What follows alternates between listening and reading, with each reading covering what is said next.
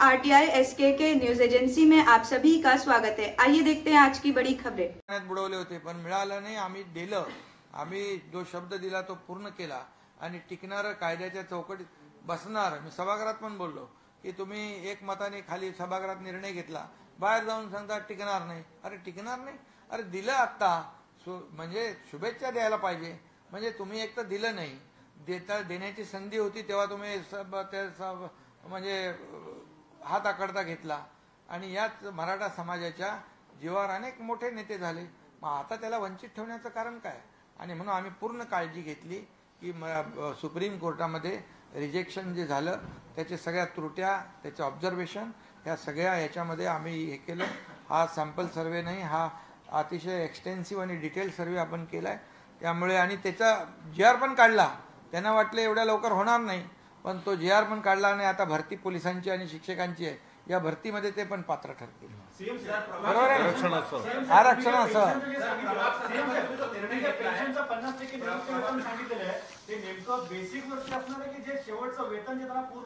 नाही, शेवटच्या वेतनावर 50%।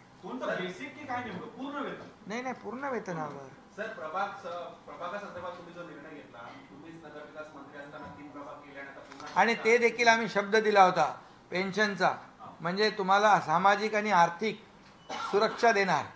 आता आज आपण पाहिलं तर हे राज्य जे आहे, आपलं पहिलं राज्य आहे इम्प्लिमेंट करणार, तेही कुणाला वाटलं नव्हतं की पेन्शन आपण यांना सुधारित जे पेन्शन देणार त्यांचं नुकसान होणार नाही, त्यांना आर्थिक आणि सामाजिक सुरक्षा मिळणार। जेव्हा निवृत्त होईल तेव्हा त्याला टेन्शन ठेवणार नाही। समजा मार्केट लिंक आहे, त्याच्यामध्ये चढ उतार झाला तर जो गॅप आहे तो सरकार भरण्याची जिम्मेदारी घेतली आहे सरकारने। त्यामुळे याच्यावर देखील अनेक लोकांना वाटत होतं की आता फेब्रुवारीला यांनी हे केलेलं आहे मराठा आरक्षणासारखं, ह्याला पण वाटाण्याच्या अक्षता लावणार, पण असे आम्ही नाही। मी बोललो सभागृहामध्ये, पळवाट काढणारे नाही, वाट शोधणारे आम्ही लोक आहोत। त्यामुळे तुम्ही हे शब्द देणारं आणि शब्द पाळणारं सरकार आहे। काय 4 होते ना, अगोदर 4 होते प्रभाग। 4 करण्याची वेळ म्हणजे 4 सगळे ऍडजस्ट होतात त्याच्यामध्ये।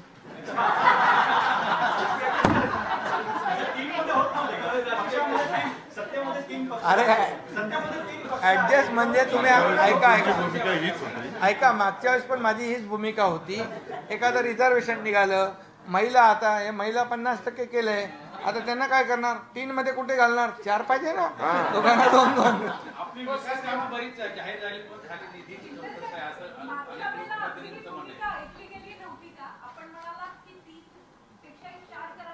मागच्या वेळेला मी मुख्यमंत्री नव्हतो। अरे ठीक आहे ना, आता ते होईल, सगळ्यांची इच्छा पूर्ण होईल। अरे बाबा, आमची टीम चांगली काम करते आहे, व्यवस्थित चाललेलं आहे, खूप चांगलं सरकारचं काम चालू आहे। फील्डवर काम करणारं सरकार आहे, लोकांच्या दारी जाऊन काम करणारं आहे, घरी बसून काम करणारं नाही। फेसबुक लाईव्ह मी बोललो ना मगाशी, ते पुन्हा बोलत नाही, कारण फील्डवर ग्राउंड रियालिटी काय आहे हे बघून आम्ही काम करतोय। आणि म्हणून आज आपण पाहतोय की त्याचे रिझल्ट आहेत। FDI मध्ये नंबर 1, राज्य स्वच्छतेमध्ये नंबर 1, आज परदेशी गुंतवणुकीमध्ये नंबर 1, सगळ्या ह्याच्यामध्ये मी सगळं सांगितलं तुम्हाला, एक नंबर वन कशामध्ये आहे। आज कालच कुठला दिल्लीचा आपला काय केंद्र सरकारची जी एजन्सी आहे त्यांनी 1 लाख कोटी परदेशी गुंतवणुकीचा काल आपला अहवाल दिला FDIच्या बद्दल।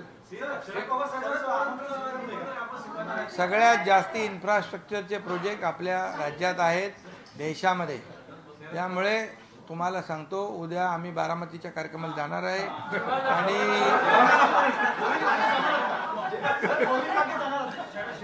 अरे बाबा ऐका, पवार साहेबांनी स्वतः पत्रही दिले। पवार साहेबांनी माझ्याशी बोलले, पण त्यांना आमचा कार्यक्रम असा हेक्टिक आहे की तिथून कार्यक्रम एक झाला की दुसरा झाला की तिसरा चौथा, तिथून मग आम्ही जाणार आहोत अहमदाबादला. त्यामुळे त्यांना सांगितलं आता आजच्या या दौऱ्यामध्ये शक्य होणार नाही, पण पुढच्या दौऱ्यामध्ये नक्कीच शक्य होईल.